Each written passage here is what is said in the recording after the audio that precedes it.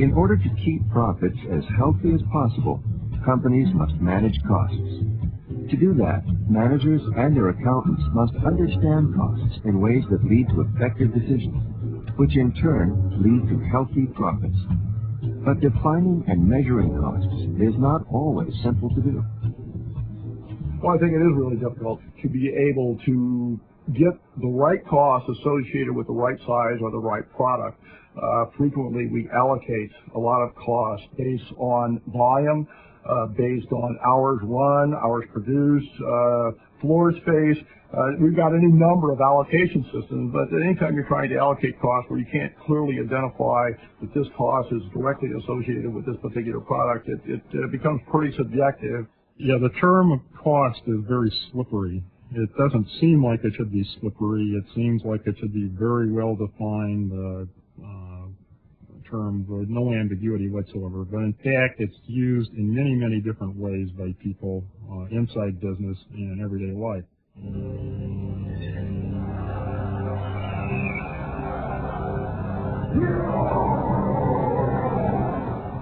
Defining costs can be particularly challenging when a large component of a company's product is creativity, which is the case with a Disney animated film.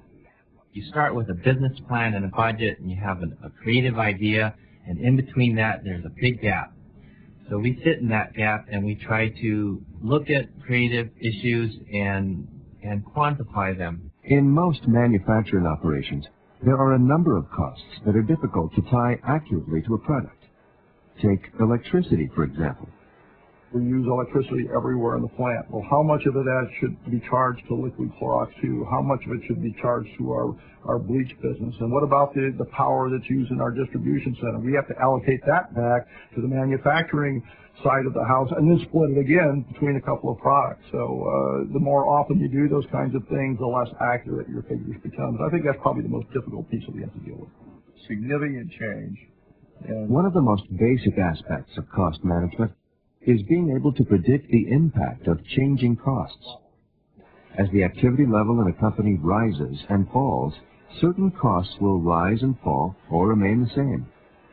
For planning purposes, a manager must be able to anticipate which way prices will move when conditions change, and how much prices will fluctuate. If you don't have a concrete base of history gathered that tells you specifically why expenditures were at a certain level and why operational costs are at a certain level, historically we have no chance at all of predicting what the future is. So if you're gathering the historical operation accurately, you're documenting that, and you're understanding the impacts of that. What is the real impact of a drop in efficiency of 10%? What's the impact of a drop in efficiency of 5%? Is it half? Is it exponential? So once you understand those baselines of what's causing your problems, what's causing your expense now, then you can take that and form a model around that gives you the best predictor of future expenditures. To help make these determinations, costs are often categorized as variable or fixed. A variable cost increases or decreases in direct proportion to increases or decreases in a level of activity, such as units produced, units sold, hours worked, and so on. While total variable costs change, per unit costs remain the same. Some months we have a lot of volume, next month we have very little. So labor, our glue, filter aids and supplies, maintenance, all that part of our cost system is pretty variable and moves around with our volume. A fixed cost remains constant in total, regardless of changes in the level of activity within a relevant range. Examples include factory rent and equipment depreciation. Fixed cost per unit changes inversely with the number of units produced. More units produced from a fixed cost reduces per unit cost, and vice versa.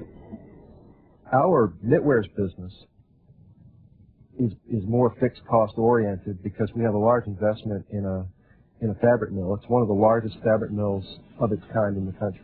So that puts a premium on us keeping that mill full because fixed costs, by their definition, are fixed and don't go away when you're not running fabric through there. To summarize cost behavior, variable costs change in total, but are constant on a per unit basis. Fixed costs are constant in total, but vary inversely on a per-unit basis. Another way companies manage resources is by assigning costs to cost objects, such as products. This process helps managers determine prices, perform profitability studies, and control spending. A cost object can be anything that managers want to track. For purposes of assigning costs to cost objects, costs are classified as either direct or indirect. Direct costs are easy and convenient to connect to an object because that object pretty clearly causes the cost to occur. Direct materials is an example, but other costs, such as designing and testing a new product, would also be direct. Indirect costs, such as utilities in a multi-product factory, are not easily or conveniently traced to a partial product.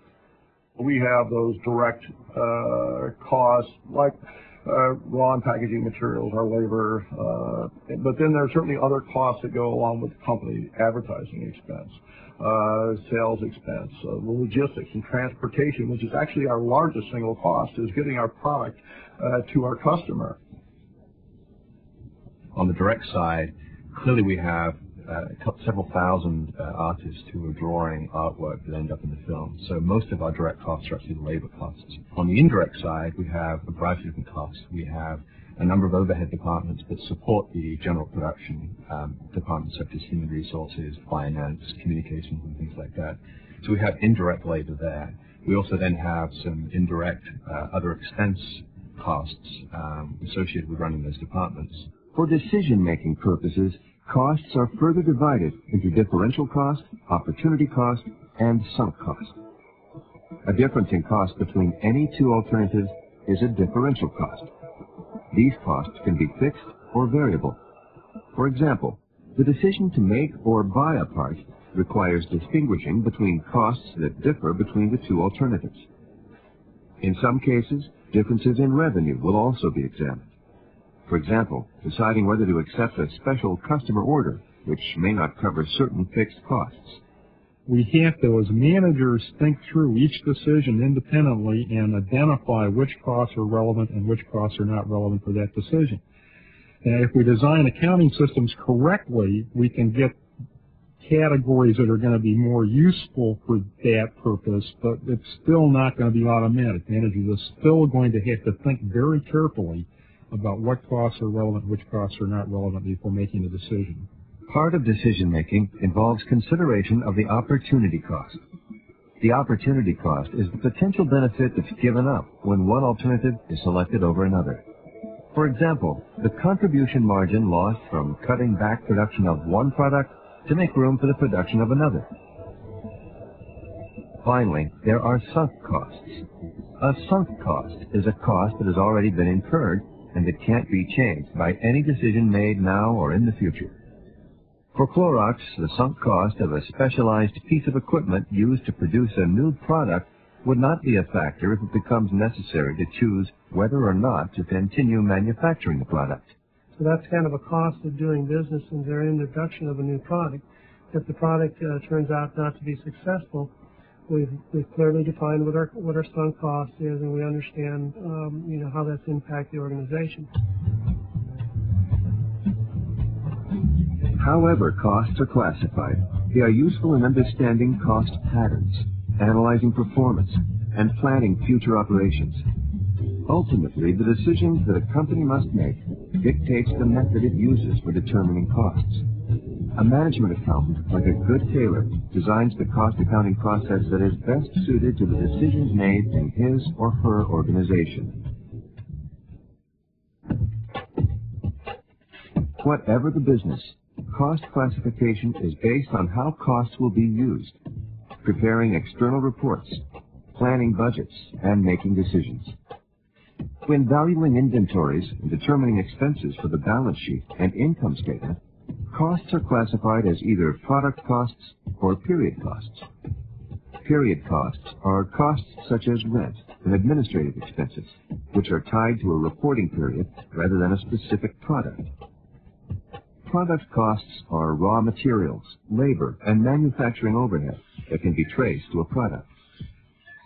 To help management track and assess expenditures for planning and decision-making, costs are sorted into additional classifications. For predicting cost behavior, such as the impact of increasing output at a manufacturing plant, expenses are classified as variable or fixed. To assign costs to objects for pricing, profitability studies, and control of spending, costs are classified as direct or indirect. And finally, to help management compare alternatives, costs are further classified as differential, opportunity, and sunk. In the end, calculating costs isn't a cut-and-dried process. Managerial accountants must tailor internal and external reports to reflect each company's unique cost issues.